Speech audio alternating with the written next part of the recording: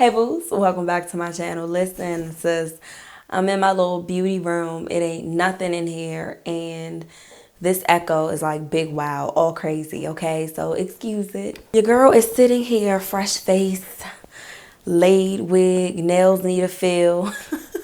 But I'm here, and as I told you guys, I wanted to put out videos that meant something to me and that could mean something to others, but it was of substance. I noticed that YouTube is like a platform for me where I can just fully just embrace my feelings. And I noticed that my feelings are so relatable to others, and that's why a lot of people watch me.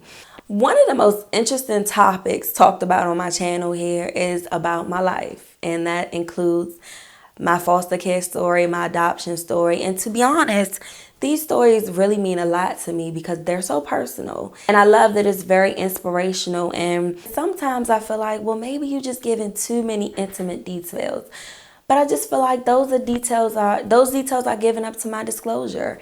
And I don't mind giving them because they help someone. Well, let's just give you an update. Since we last talked, I ended off on my adoption story, or giving an update on my biological family, me being in contact with my siblings, me being in contact with my mom, my biological mom.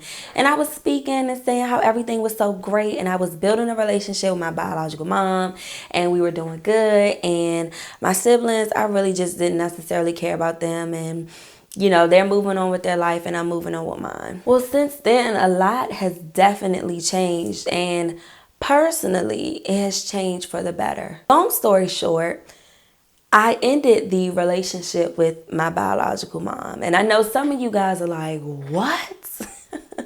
I want to say that decision was very hard for me to make, but that's not necessarily true.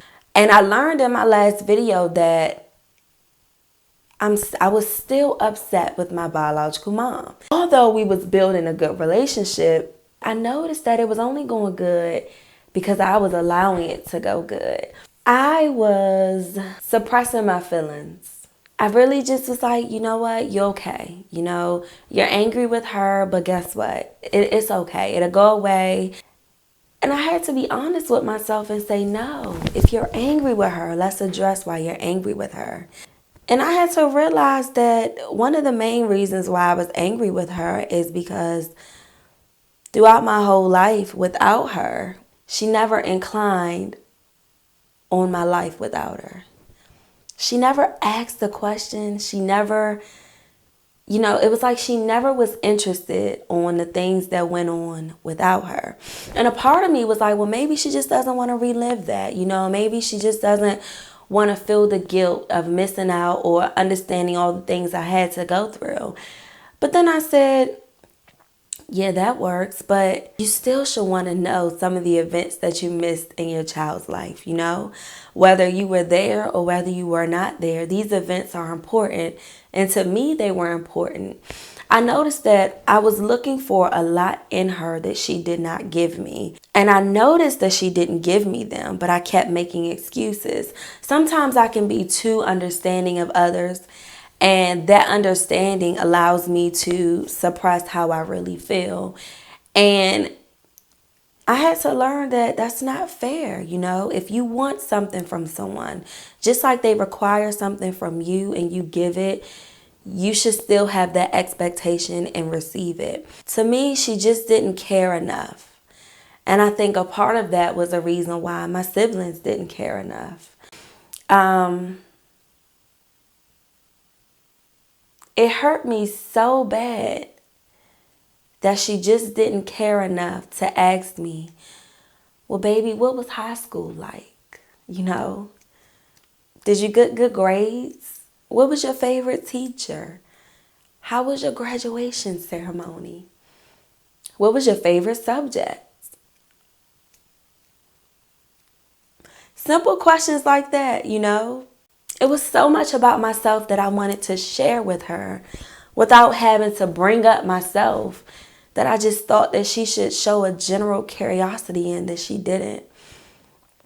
But all the time I just felt like how bad, you know, she cried when I was gone, and how her life was so horrible, and how me being away just affected her and her sleepless nights and when she went not without eating. It was always, you know, her telling me about the hurt she endured. But it was never her asking about the hurt I endured. As a child, you guys know my story. I went through so much. And she never showed an interest in those things. And that is what was hurting me the most. That is what was making me angry the most. I learned that my biological mom was very toxic. And in my life, I never had toxicity, is that the word? In my life. I never did. Or I never entertained it. And the fact that she was giving me these toxic feelings, I had to realize that I don't need it nor I want it. I think I discussed to you guys for so many years, I kept running back to my mom because I wanted her to feel like I, loved her and I forgave her. And I wanted her to know those things. And so many times that I ran back, it kept going bad. It just kept ending bad, And I couldn't realize, why is it not working, I did this, I did that. Why she treat me like this? Why? I had these questions. And finally, I went back this final time after losing my dad, and I didn't want to lose my mom with unresolved issues. And I'm thinking, we're going to take a stab at it again. And to me, it was going good. But all of a sudden, I felt these emotions. And I would say I'm still angry with her that she wouldn't fix me and my siblings. It was like her and I was good, but she had no care in the world to fix my siblings and I. And I felt like that was so selfish. And I knew it had to be more to it. And after just evaluating, I knew she was the common denominator in my hurt. And for her to hurt me, I wanted that no longer. All I wanted from her was to be a mom. But I learned that not only was she not a mom to me, she wasn't a mom to the rest of her children. And it just wasn't something that she knew exactly how to do. I just knew that at this point in my life, it was about my happiness. And I knew that because I saw her be so toxic to me, I heard how she could just be so nasty, talking about me.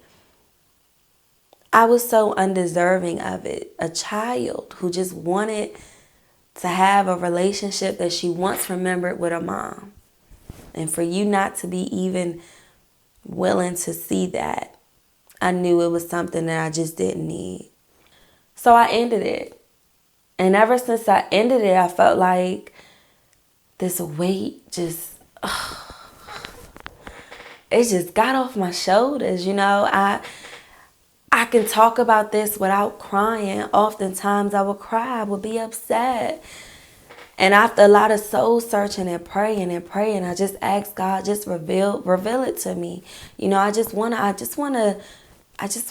want to feel this way, And after closing that chapter, I feel so great, I feel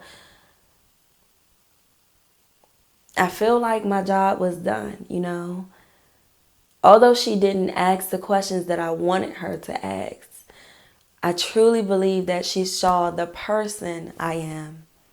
I loved her throughout any and everything, despite her flaws.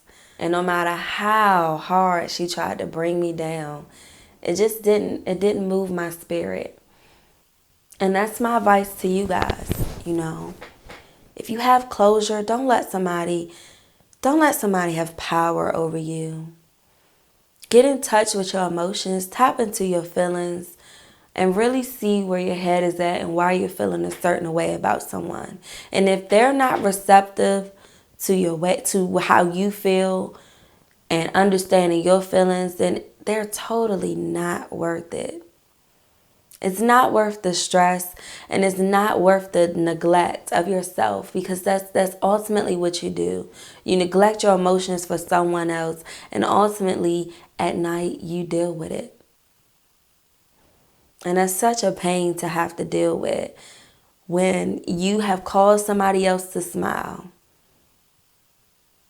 but you still can't smile yourself. Become vulnerable with yourself, tap into your emotions, and really figure out those unresolved issues you have, whether it's with a dad, whether it's with your mom, whether it's with an ex. If you feel angry toward them, this is not for you to confront them, but confront yourself and talk with yourself and really figure out how you can handle them for yourself. Because only we can make ourselves feel better, nobody else. And we sometimes lose sight of that and try to find, well, if they would just apologize, well, if they would just come to me and say thank you, well, if they would just stop being so stuck up. It's not about they. Because ultimately the expectations we have of they can't fulfill. So then what? We have this expectation we have of ourselves that we must fulfill. Whatever it is to find you're happy with an unresolved issue, do it. Do it now.